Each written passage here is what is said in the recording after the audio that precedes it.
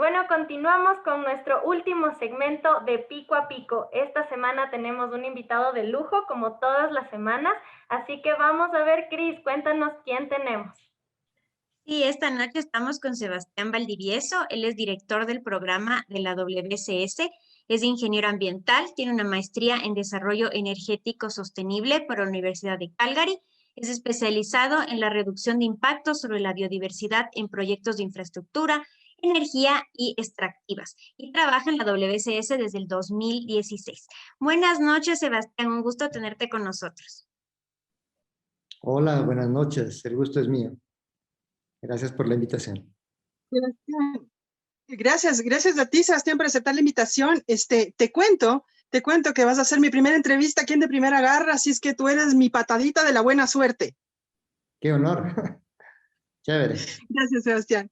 Estamos pues con este tema maravilloso de recordar este día, porque hay días de esos, el Día del Padre, el Día de la Madre, y esos días pues son un poco de comprar, de celebrar, pero estos días son de conmemorar y de recordar muchos temas que son sumamente importantes, como este de la vida silvestre. Pero pasa que nosotros solemos utilizar las palabras así como alegremente, ¿no? Decimos vida silvestre y no sabemos exactamente qué conlleva la vida silvestre.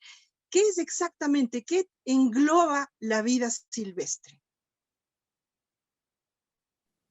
Bueno, la respuesta fácil es que todos los animales que existen y que están en un estado silvestre en su entorno natural, su hábitat natural, son los animales que conocemos como silvestres.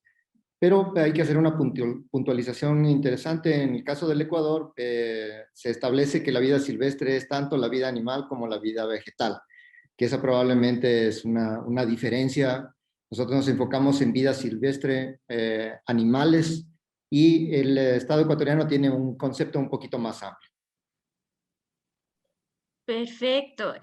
Bueno, para las personas que nos están escuchando, justamente estamos hablando de este tema porque el 3 de marzo se celebra el Día Mundial de la Vida Silvestre y las Naciones Unidas pues todos los años toma un tema en especial para hablar en este día y en este año está tratando el incalculable valor de la vida silvestre, los bosques y los medios de subsistencia, sustentar a las personas y preservar al planeta. En este tema realmente, ¿cuál es el valor que tiene, ¿no es cierto?, la vida silvestre y su biodiversidad para el planeta y para los seres humanos? Bueno, la biodiversidad es el conjunto de todas las formas de vida y los ecosistemas naturales que tenemos en el planeta. Y de ahí que nosotros tenemos una relación muy cercana con la biodiversidad, no solamente la biodiversidad, sino también con los servicios ambientales o servicios ecosistémicos que nosotros recibimos y de los que disfrutamos. Entonces, la biodiversidad para nosotros, y tomando en cuenta que los animales silvestres son uno de esos componentes del gran paraguas que es la biodiversidad, lo que podemos decir es que la biodiversidad es en realidad el pilar de la vida en la Tierra. Sin la biodiversidad no podemos tener cosas como alimentos, no podemos tener cosas como un aire limpio, agua en calidad y cantidad suficiente para poder satisfacer nuestras necesidades. Y también podemos ir a cosas un poco más espirituales, por decirlo de alguna manera, nos permite disfrutar de un entorno, como en el caso del Ecuador, verde, con muchos árboles, bosques, animales, que nos dan una satisfacción también, una realización personal desde ese punto de vista. Entonces, para nosotros, la biodiversidad es fundamental para poder tener una mejor calidad de vida. Sebastián, sabemos que todo lo que hacemos nosotros afecta de una u otra manera a la naturaleza. Y siempre le tenemos así como algo muy lejano, ¿no? Como que lo que hacemos acá no les llega a la naturaleza, pero nos damos cuenta que sí les llega cuando nos regresa de vuelta este dolor de cabeza, ¿no? Por ejemplo, los cambios en el clima, como antes era muy claro, ¿no? De tal fecha a tal fecha era más o menos verano, al menos aquí más o menos verano, más o menos invierno, pero algo teníamos idea, ahora ya no. ¿Cuál dirías tú que es la afectación más fuerte que nos regresa a nosotros de lo que le hemos hecho a la naturaleza? Bueno, hay varios ejemplos de los que podríamos conversar, pero yo creo que estamos sufriendo uno de los más importantes desde más o menos estas mismas fechas el año pasado. La pandemia provocada por el SARS-CoV-2 de COVID-19 es probablemente uno de los ejemplos más dramáticos de lo que significa de no tener una relación adecuada con la naturaleza. Esta relación se ha quebrado y estamos sufriendo consecuencias sociales. Tenemos una cantidad de muertos muy grande. Y tenemos además un impacto económico devastador en el que economías como las de nuestro país, por ejemplo, ha sufrido muchísimo. Entonces yo creo que este es el ejemplo más palpable, más duro, más terrible que podemos ver. Pero al mismo tiempo la gente puede que diga, claro, es que es una cosa que no pasa sino cada 100 años, como la última vez que hubo la gripe española, pero tenemos otros casos que tal vez no sean tan espectaculares en las dimensiones de la pandemia de COVID-19, pero tenemos casos como, por ejemplo, la falta de agua en ciudades andinas. ¿Sí? La Amazonía es una gran fábrica de agua. Nos trae desde el Océano Atlántico agua hasta la cordillera de los Andes y se deposita en los páramos. Cuando nosotros dañamos los páramos, porque los quemamos o el, esa esponja natural que es el páramo deja de conservar el agua y finalmente ese gran reservorio de agua que sirve para las ciudades y las poblaciones de la cordillera de los Andes deja de existir. Bolivia sufrió hace algún tiempo una sequía muy grande. La ciudad de La Paz estuvo sin agua durante varias semanas y son cosas que van a ser más frecuentes. Entonces, el daño de la biodiversidad, como tú decías, a veces lo vemos lejano hasta que no nos golpea, pero debemos precisamente tratar de entender esa relación entre nosotros y la biodiversidad para poder evitar que estos golpes que nos da sean más frecuentes y más fuertes en el futuro. Así es, justo mencionabas el tema, por ejemplo, del COVID, ¿no? Que también relacionado un poco al tráfico de especies. Siempre se hablaba de que una de las especies de las que posiblemente salió este virus fue, por ejemplo, el pangolini, que es uno de los animales más traficados en el mundo. Y también vale la pena que los que nos están escuchando entiendan que esto no es algo que únicamente pasa en el Asia, ¿no? Pasa mucho en nuestro país, pasa mucho en los países de Latinoamérica. Y justo el día de hoy leímos una noticia que hablaba un poco del tráfico de especies y el trabajo que realizan ustedes. No sé si nos podrías contar un poco acerca de eso. Sí, bueno, para nosotros el tema ambiental no es solamente un tema de conservación de la naturaleza, es un tema de supervivencia y que se podría resumir en algo tan sencillo como una sola salud, que es una de las cosas que nosotros promovemos. Es decir, no podemos ver de manera independiente la salud humana de la salud del planeta y de la salud de los ecosistemas. Nosotros dependemos de que los ecosistemas estén sanos para nosotros también tener acceso a una vida saludable. Lo que tú mencionabas del pangolín es uno, por ejemplo, de las cosas que nosotros hacemos en WCS, los colegas que trabajan en Asia, tienen unas campañas muy fuertes para poder prevenir y combatir el tráfico de pangolín, que es una de las especies más afectadas y que puede ser también uno de esos reservorios de enfermedades que una vez que saltan hacia los seres humanos estamos en circunstancias como las que tenemos ahora. O también estudios que se han hecho sobre los coronavirus en el murciélago de Herradura en Asia también, que probablemente es una de las razones por las que ahora estamos en esta condición de pandemia, el salto de un animal. Enfermedades zoonóticas o enfermedades animales hay muchísimas. El problema es cuando nosotros estamos en contacto con estas enfermedades por la manipulación de los animales o el tráfico de los animales o el consumo de estos animales y se produce ese salto desde los reservorios animales hacia nosotros. Nosotros no estamos preparados para poder atender que nuestra fisiología, nuestros cuerpos puedan combatir uno de estos virus. No estamos preparados y simplemente pasa lo que pasa en la actualidad. Nosotros tenemos en ese sentido varios proyectos que se han ido ejecutando en la región y en el país en los últimos años que están enfocados a eso. Si bien se tratan de combate al tráfico de vida silvestre, tienen un objetivo mucho más grande detrás y es el garantizar a través de varias estrategias una sola salud, una buena salud para los seres humanos y para el planeta. Sebas, siempre que hablamos de estos temas de preservar el bosque, de preservar los humedales, etcétera, siempre hay detrás la cuestión de, bueno, ¿y la gente que vive de eso? ¿Y la gente que vive en esos sectores, cómo se le dice a la gente que conserve esto? ¿Existe en realidad una explotación sostenible? ¿Hay una manera no sé, hacer un equilibrio entre vivir en un sector, vivir de ese sector y depredarlo definitivamente? Antes de contestarte directamente esa pregunta, te cuento que, por ejemplo, las áreas protegidas son lugares en donde las condiciones económicas de la gente son de las más deprimidas de la región. Es decir, lugares que conservan la naturaleza resulta que son muy malos sitios para que la gente viva porque hay muchas circunstancias que se producen ahí que no permiten que haya un uso de los recursos. Es un área protegida, tiene un objetivo de haber sido creada, entonces entramos en una especie de contradicción. Es decir, tenemos unos recursos naturales que no nos están sirviendo en algunos casos para que la gente que vive en esos sitios tenga una buena calidad de vida.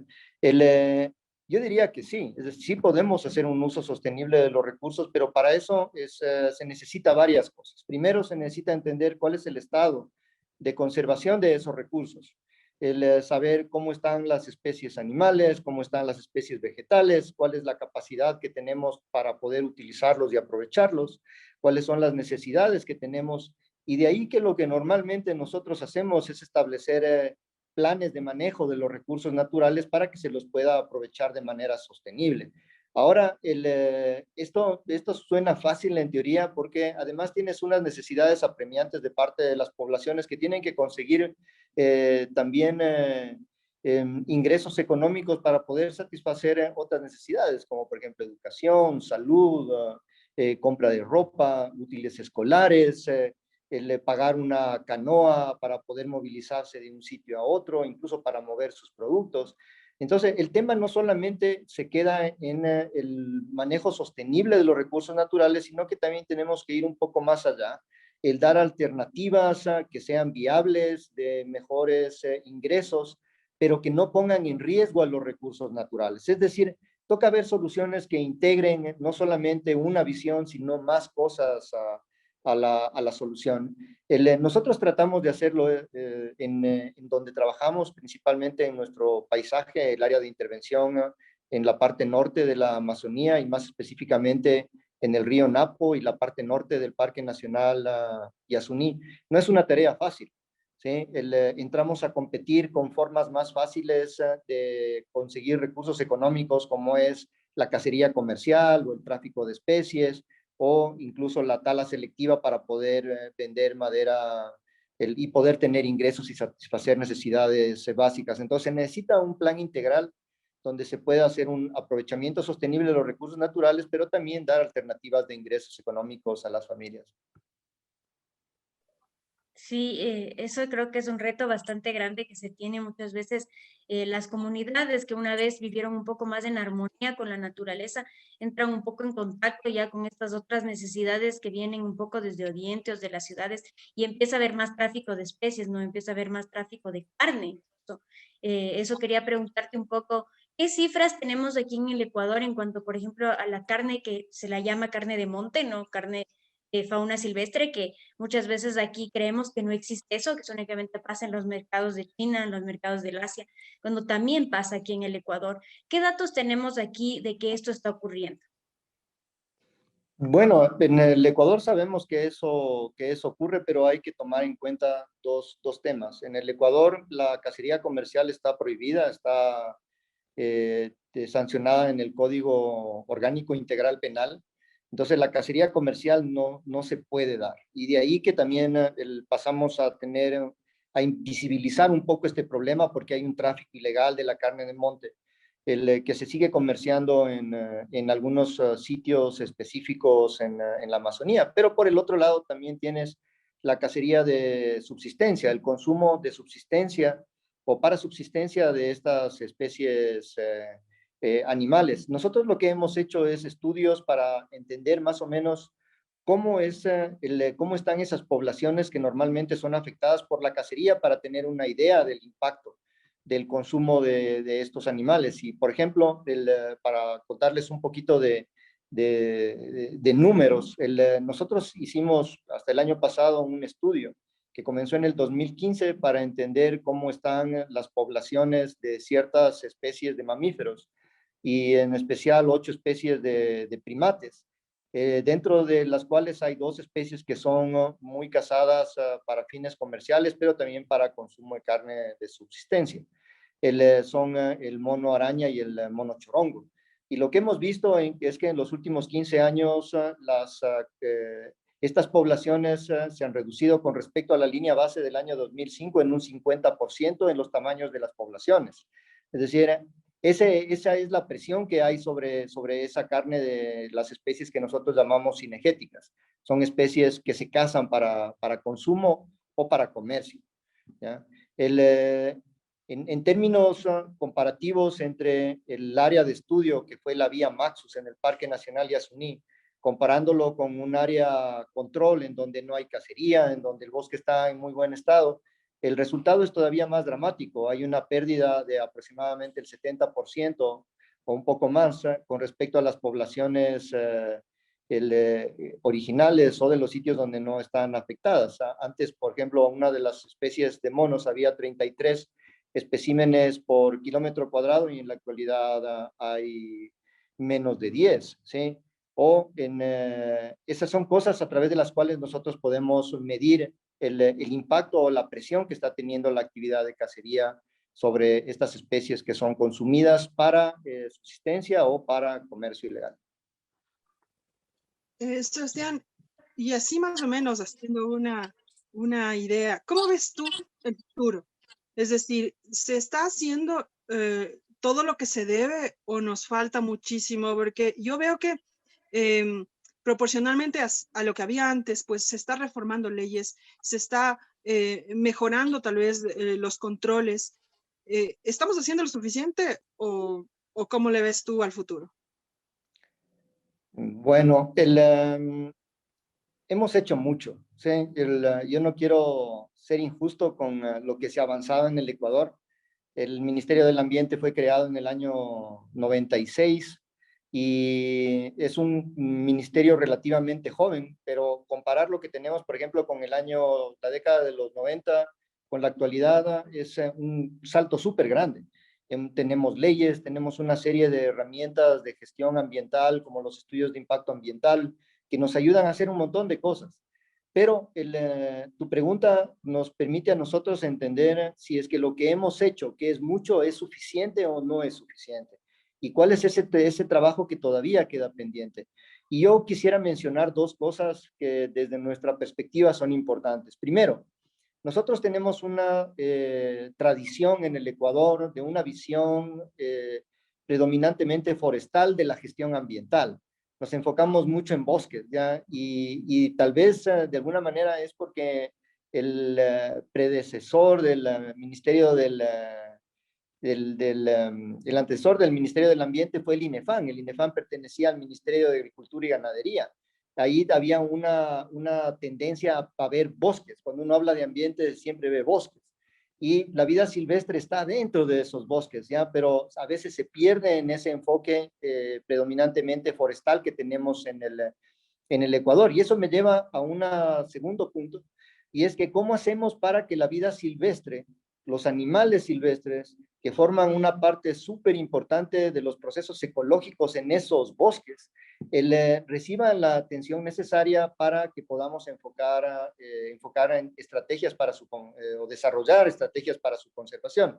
Y quisiera referirme a una cosa súper puntual y aprovechando que este programa que sale en la radio de la Asamblea Nacional, y es que nosotros tenemos todavía un trabajo sumamente importante pendiente, que es el entregar o incorporar, adaptar en las herramientas de gestión ambiental que nosotros tenemos, como los estudios de impacto ambiental, un enfoque de biodiversidad y servicios ecosistémicos. Nosotros tenemos que refinar la forma en la que estamos haciendo gestión ambiental.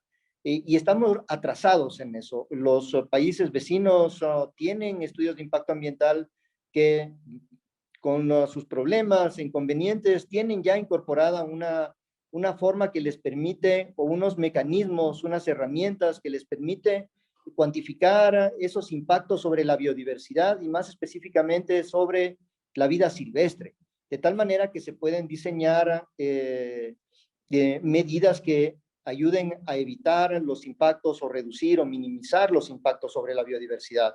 Entonces yo quisiera, simplemente para resumir, reconocer que hay un trabajo súper grande que se ha hecho, que es súper importante en el Ecuador, pero que tenemos unas tareas sumamente importantes o críticas que todavía están pendientes, como el enfoque de biodiversidad y servicios ecosistémicos en las herramientas de gestión y pasar de las leyes, porque somos súper buenos para hacer leyes, reglamentos, estrategias, planes, a herramientas que funcionen en los territorios y que en los territorios es donde se funcionan los impactos ambientales, donde tenemos los procesos de defaunación, donde tenemos la pérdida de hábitats. Y ahí es donde tenemos que garantizar que estas herramientas están actuando para reducir los impactos sobre la biodiversidad y los servicios ecosistémicos y sobre la vida silvestre, por supuesto. Realmente a mí me impacta las cifras que mencionaste, son bastante aterradoras, pensar que estamos perdiendo tanta biodiversidad y tan rápido, pensar que podemos quedarnos sin todos esos animales y esa biodiversidad que caracterizan tanto al Ecuador, sin el mono araña, el mono chorongo, que incluso son víctimas, ¿no?, del mascotismo, que también es otra de las ramas del tráfico de especies. Les hemos dicho un montón de veces a las personas que nos escuchan, por favor, la fauna silvestre no es mascota. Monos, tortugas, loros, no son animales de compañía, son fauna silvestre. Y pensar todo esto que viene atrás, ¿no? ¿De dónde viene ese animal que lo estamos comercializando? ¿De dónde vino? Y todo este bagaje atrás que hay, terrible para la naturaleza y que nos afecta a nosotros. No nos olvidemos que estamos conectados y que todo eso nos afecta a nosotros también. Y esto que mencionaste, igual no sabía de este proyecto. Tienen todo nuestro apoyo para realizar este cambio dentro de los proyectos para la gestión ambiental. Me parece un factor importantísimo que se debería incluir realmente. Se tiene que cambiar la visión en la que estamos haciendo seguramente estos proyectos para realizar el examen de los impactos ambientales. Terrible que no tomemos en cuenta la fauna silvestre siendo el país que somos. A ver, Sebastián, si nos puedes dar un último mensajito para las personas que nos están escuchando. ¿Cómo podemos cuidar a nuestra fauna silvestre? ¿Qué es lo que podemos hacer nosotros? ¿Qué pasa, Mari? No, quería acotar, Cris, lo que tú decías, porque justamente yo también quería preguntarle eso. ¿Qué hacemos nosotros? Porque siempre hablamos de la asamblea y las leyes y agrupaciones como Wildlife Conservation Society. ¿Qué hacen ustedes? Lo sabemos y es un trabajo impresionante. Pero ¿qué hace el Yamingo de la calle? ¿Qué hacemos nosotros desde acá? Que decimos la fauna silvestre es una cosa que está ya lejos y no nos ocupamos. ¿Qué hacemos nosotros, Sebastián? Bueno, todos nosotros, todos los yamingos tenemos un rol súper importante en esto. La sociedad civil en su conjunto tiene una responsabilidad, pero ahora la sociedad civil, cuando la mencionamos así, de sociedad civil es todo y nada, ¿no? Entonces, dentro de la sociedad civil hay distintos grupos. Por ejemplo, las ONGs. Las ONGs nacionales, internacionales, pueden ayudar a traer recursos, pero recursos que también se enfoquen un poco en la conservación de la vida silvestre. Cada vez es más difícil tener fondos para poder trabajar con vida silvestre. Y esto lo sufrimos a lo largo de los años y cada vez nos movemos hacia cosas que también son importantes, pero que a veces dejan por fuera la vida silvestre. Otros actores súper importantes son, estamos en las universidades, por ejemplo, el sector de la academia y los centros de investigación en el Ecuador. Por ejemplo, el INAVIO cumple un rol súper importante, está en la ley y ellos saben lo que tienen que hacer, hacen investigación, desarrollan un montón de herramientas para involucrar a la gente en los procesos de investigación, pero ahora quiero entrar en uno de los grupos que es súper importante y que somos cada uno de los ciudadanos, ¿no? Que no estamos ni en la academia, ni en la ONG, ni estamos en el centro de investigación, tampoco estamos en el Ministerio del Ambiente. Yo diría que una de las cosas más importantes es cortar de raíz nuestra relación con el tráfico de vida silvestre y el mascotismo de animales silvestres. Eso todavía lo seguimos viendo en el Ecuador, a pesar de que es prohibido, te puedes ir 2 o 3 años a la cárcel, pero la gente los sigue trayendo a los animales porque son bonitos, porque uno quiere llevarle al hijo un lorito, una tortuga charapa, o le quiere llevar un monito, y cuando uno está en la Amazonía ve que eso pasa en todo lado. Cada vez con menos frecuencia porque la gente se cuida, sabe que la policía de la UPMA va a ir a quitarte el animalito y te va a abrir un expediente administrativo, pero eso sigue ocurriendo por todo lado.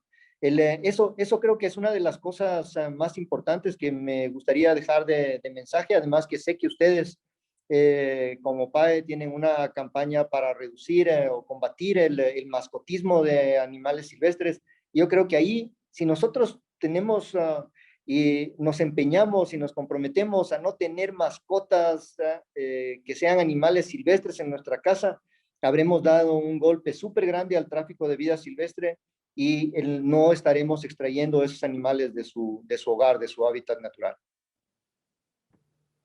Muchísimas gracias, Sebastián, por toda esta intervención, por tu participación esta noche con nosotras. Son datos muy, muy importantes que la gente tiene que conocer y que nosotros, por supuesto, vamos a seguir compartiendo con nuestra audiencia. El tema de no más mascotas silvestres no pertenecen a nuestras casas. Ellos están muy bien en su hábitat y necesitan estar en él. No queremos bosques vacíos. Ese es otro de los mensajes y tenemos también que repensar justamente estos temas de impacto ambiental, incluyendo a los animales, porque son parte importante de todo el funcionamiento, es parte integral, ¿no es cierto? No podemos dedicarnos a separar las cosas, porque realmente un ecosistema lo integran todos los que viven en él. Muchísimas gracias, Sebastián. Esperamos tenerte con nosotros en futuros programas y a todas las personas que nos han escuchado esta noche, no se olviden todos los lunes a las 9 de la noche de Primera Garra en la radio de la Asamblea. Muchísimas gracias. Muchas gracias a ustedes y cuenten con WCS para su gran tarea de conservación. Muchísimas gracias. Gracias. Gracias, Sebastián. Chao.